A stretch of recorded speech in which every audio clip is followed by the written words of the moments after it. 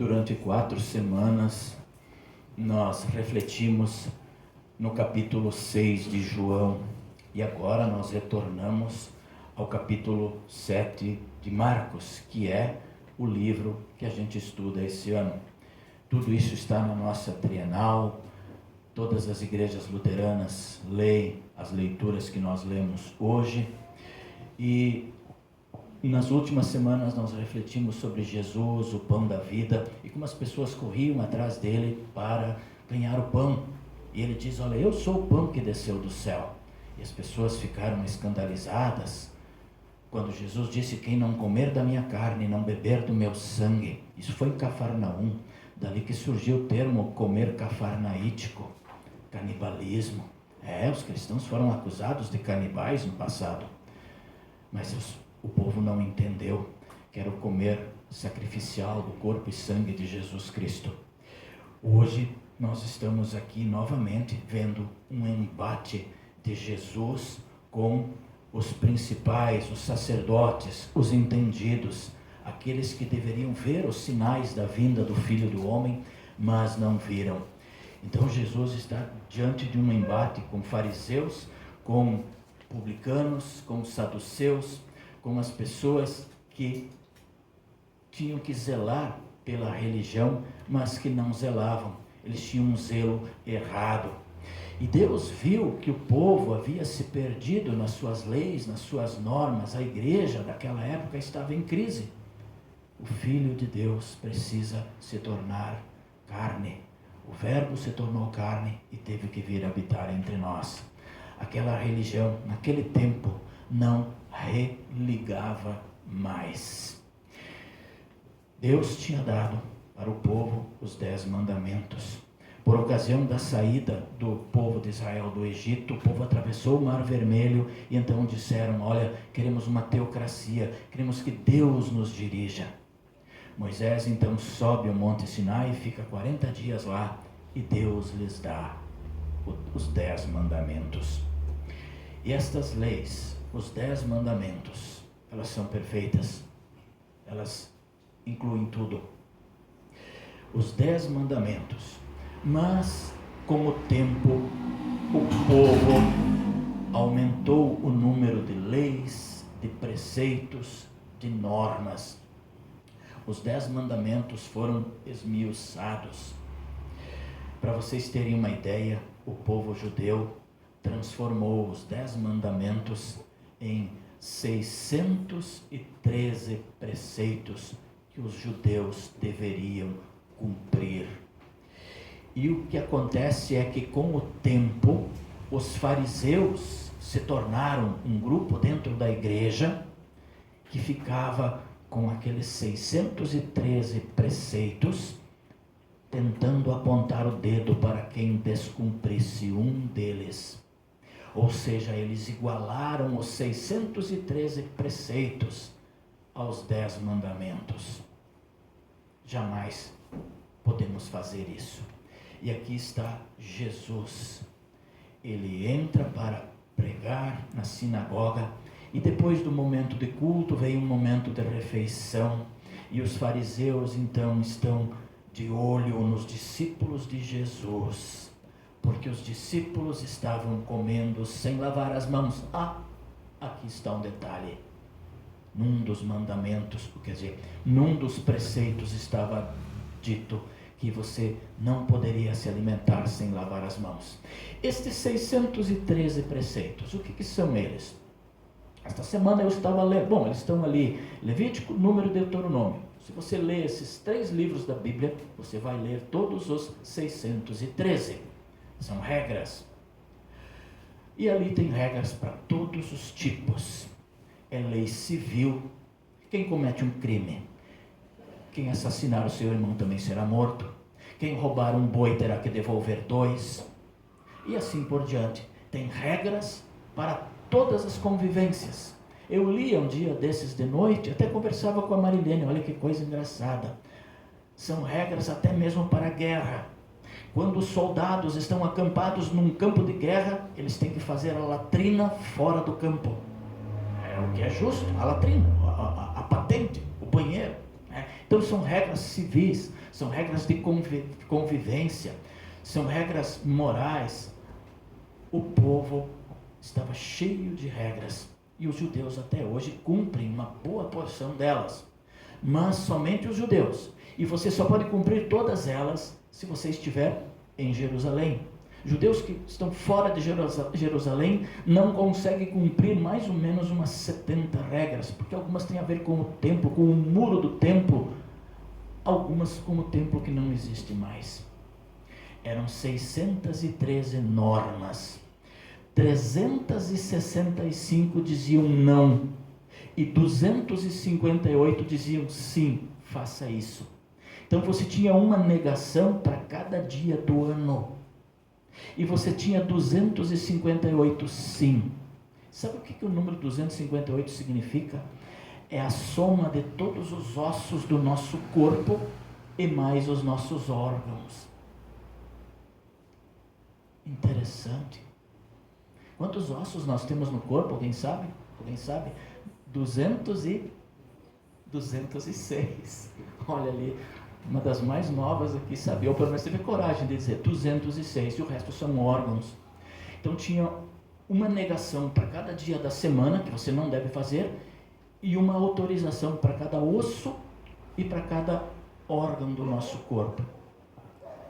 Os judeus então precisavam cumprir. E ali estavam os fariseus olhando para os discípulos, tentando achar erros, defeitos, complicações. Isso deixa Jesus aborrecido. Então eles estavam comendo sem lavar as mãos, como que a impureza entrasse pela nossa boca. E Jesus diz o contrário. Então eles não podiam comer sem lavar as mãos, eles não podiam comer sem lavar os produtos que vinham da feira. Se as pessoas andassem pelo mercado, pela cidade, quando voltavam eles estavam impuros, eles tinham que tomar banho antes de fazer suas orações. As mulheres, se tivesse algum fluxo sanguíneo, estavam impuras, tinham que ficar quase que de quarentena. Então existiam regras e mais regras e mais regras que os judeus colocaram junto com os 10 mandamentos. Não, os 10 mandamentos são santificados por Deus. Jesus até resume os 10 num só: amarás o Senhor teu Deus de todo o teu coração e o teu próximo como a ti mesmo. E isso o povo não estava fazendo. O povo estava mais preocupado em achar defeitos e em picuinhas. E Jesus diz: olha, tudo que é impuro, na verdade, não pode entrar pela nossa boca, mas sim sair.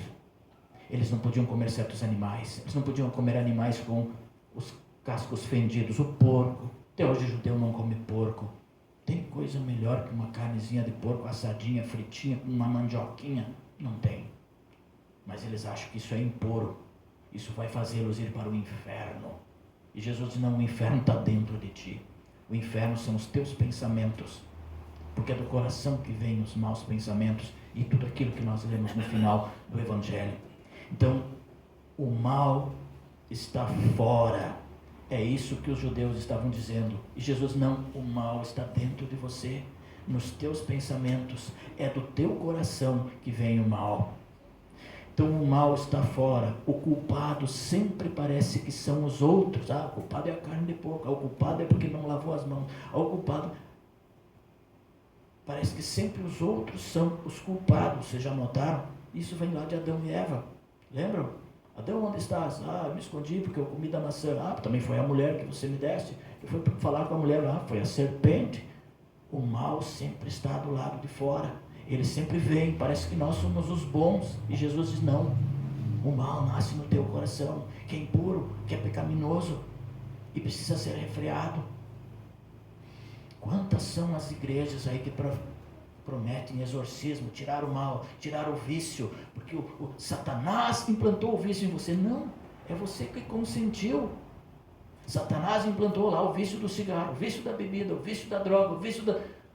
Não, é você que abriu as portas do teu coração para isso. Você tem poder de escolha, de decisão. Quantas são as pessoas que chegam para o pastor: pastor, quero que tu faça uma oração para tirar esse mal que está dentro de mim, o diabo está dentro de mim. Não, não está não. É você que quer isso, é você que consente isso. O mal parece que está sempre fora. As pessoas às vezes quando falam, pastor, elas estão com um problema, mas elas dizem, olha, eu fiz uma besteira, mas também foi o outro. Ó. Se tu soubesse o problema que eu estou passando, como é difícil conviver com aquela pessoa, como é difícil. O problema está sempre no outro. E Jesus diz, não, está dentro de ti.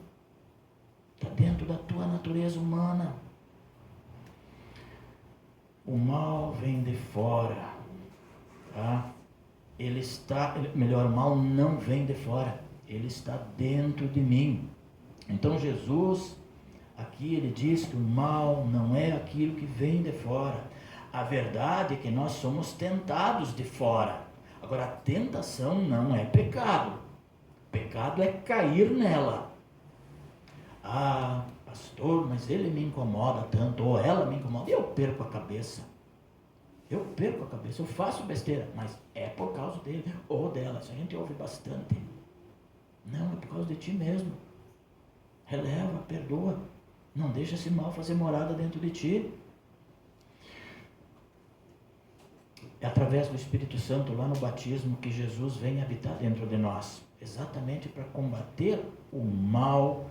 Então, ele é uma força dentro de mim que me leva a dizer, não, aqui você não vai entrar, aqui você não vai fazer habitação.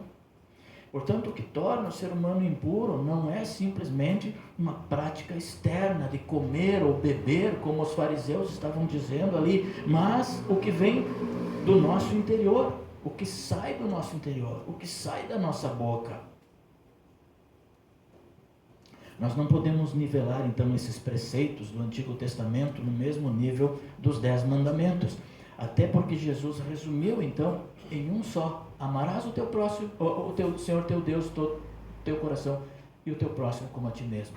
Jesus resumiu tudo aquilo que os fariseus não estavam cumprindo numa só palavra: amor. Lá na comunidade judaica, o pequeno preceito acabou tendo um grande valor. Tudo que era cerimônia, tudo que era copos limpos, jarros limpos, lavar as mãos, acabou tendo um significado muito grande, que as pessoas deixaram de se amar para dar valor àquilo. Agora vamos transportar para nós hoje. Como é que nós podemos transportar isso para nós? Hoje nós também, nós temos normas, nós temos preceitos, nós temos regras. Uma regra está aqui, ó, vocês estão vendo? Que cor é essa? Verde. Né? Estamos no tempo de Pentecostes. O primeiro domingo de Pentecostes é vermelho. E depois os outros 26 são verde. Mas é interrompido no dia 31. Se tiver culto dia 31 da Reforma, é vermelho. Se não é verde, isso é regra. É uma regra criada por nós mesmos. Isso nos garante a unidade como igreja. Nós temos 2 velas, uma à direita, uma à esquerda. A vela simboliza o Cristo vivo. Nós temos a cruz. Todas as igrejas luteranas, quase todas, têm uma cruz limpa. O Cristo não está mais nela, está ressuscitado. Isso nos une como igreja. As leituras, a trienal, de 3 em 3 anos elas trocam, elas voltam. Isso garante a unidade da igreja. Todas as igrejas luteranas do Brasil também fazem isso. Os nossos hinos, o nosso inário é comum. A nossa Bíblia, a linguagem de hoje, é quase norma em todas as igrejas. São normas que nós temos, são preceitos. Agora, esse preceito, a música, né? Marcelo tocou as músicas que são tocadas no Brasil todo, nos nossos inários. Mas eu não posso pôr tudo isso no mesmo nível dos 10 mandamentos. Então nós não vamos discutir por causa de uma vela, por causa de uma cruz mais à direita, mais à esquerda, por causa da Santa Ceia no lado de lá ou no lado de cá. Não, isso não é tão importante. O mais importante é o amor, a unidade no amor. Então às vezes se discute a forma de culto e se esquece do amor, da caridade. Caridade, olha aí que palavra bonita. Aliás, hoje é o domingo da caridade, né? O quarto domingo da noite é o domingo que a gente traz o nosso alimento, que nós ajudamos as pessoas que precisam. E nós temos pessoas que precisam dentro da nossa comunidade, dentro da nossa igreja. É para isso que serve a igreja. Então a carta de Tiago já nos diz isso. A religião pura e sem manchas é assistir os órfãos e as viúvas nas suas tribulações e não deixar-se contaminar pelo mundo. Essa é a religião pura e verdadeira. É amar o próximo como a nós mesmos. O nosso próximo está passando dificuldade, vamos ajudar. Jesus fala isso, ele fala em órfãos e viúvas naquele tempo. A gente sabe que as viúvas não tinham a sua aposentadoria, não tinham a sua remuneração mensal. Então elas precisavam ser ajudadas pelos filhos. Muitas vezes os filhos faleciam, muitas vezes os filhos nem nasciam. Então a igreja precisava cuidar dessas pessoas. Nós temos órfãos hoje, nós temos viúvas hoje. Quem são as viúvas e os órfãos hoje?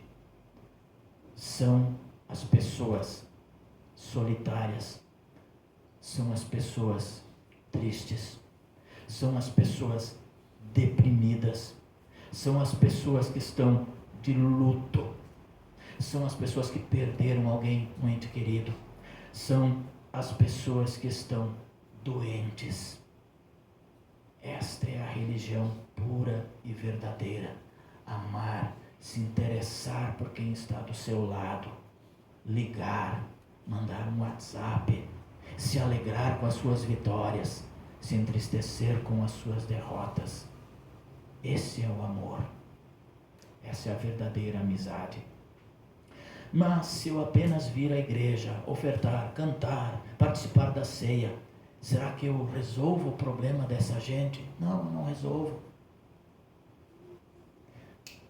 Agora cai como uma luva a história que Jesus contou do bom samaritano. Lembram? Ela serve para quase tudo. Então, o homem ia de Jerusalém para Jericó e foi assaltado no caminho, foi batido e ficou semi-morto no chão. Quem foi o primeiro que passou e viu aquilo? Um sacerdote, o pastor do Antigo Testamento. Quando ele vê aquela cena, ele meio ensanguentado, ele passa pelo lado. Ele não tem tempo. Por quê? Porque ele está mais preocupado com as 613 regras do que com o amor ao próximo. O culto dele era ali, naquele momento. Depois dele veio o levita, que era o organista, era o músico, responsável por trabalhar no templo, e também passou pelo outro lado, né? Eu quero imaginar que eles até fecharam o nariz, né? Porque ele tinha compromisso, ele precisava cumprir os 613 preceitos e esqueceu a lei fundamental do amor. E por fim vem o samaritano, que nem do povo judeu era. Esse sim demonstrou amor. O amor vem muitas vezes de onde a gente nem imagina. Vamos cuidar, que um dia a gente vai precisar de doação de sangue, e quem vai doar sangue para nós vai ser um muçulmano, vai ser um espírita, alguém que não pratica a mesma fé que a nossa. Deus age dessa maneira, para a gente não julgar os outros. Então a minha fé não pode ficar apenas na igreja. Quando nós visitarmos um pobre, ou um nu, ou um preso, diz Jesus, a mim vocês me visitaram. Quando visitar um pobre, um nu, ou um preso, diz Jesus, vocês estão visitando a mim. Não é que Deus é o pobre, é o nu, é o preso, ou solitário, mas o fato de eu sair de mim, sair do meu comodismo, sair do meu mundo e ir ao encontro do outro, isto é divino. Nisso eu encontro Deus. Não é que o outro é a presença absoluta do sagrado, do Deus. Não. Mas sou eu que estou largando a minha vontade. Eu estou renunciando o meu conforto, o meu eu que não quer. E então, nessa ida, eu encontro o próprio Deus. Esta é a religião pura e verdadeira que Jesus quer nos falar hoje. Então a caridade é algo que eu faço sem esperar nada em troca, absolutamente nada em troca. Por que eu digo isso? Porque tem religiões aí que fazem caridade para diminuir a pena e não voltar em sucessivas reencarnações, muitas vezes. E vocês sabem do que eu estou falando. Então o amor e a caridade, elas não pedem nada em troca. Vamos ser caridosos, vamos ser carinhosos, vamos ser amáveis, vamos ser gentis. Assim nós estaremos nos igualando ao próprio Cristo. Quem não trouxe hoje o seu quilo da campanha, no final do mês, a semana que vem, não tem problema nenhum. Normalmente é no último culto do mês, né? Tem gente da congregação que precisa. E quando a gente ajuda os nossos, e nós temos um compromisso primeiro com os nossos, fazer o bem, mas principalmente os da família da fé. E nós fazemos. Que Deus abençoe cada um de vocês, que amem uns aos outros. E comece esse amor por casa. É o melhor lugar para a gente praticar. Amém? Amém. Nos coloquemos de pé.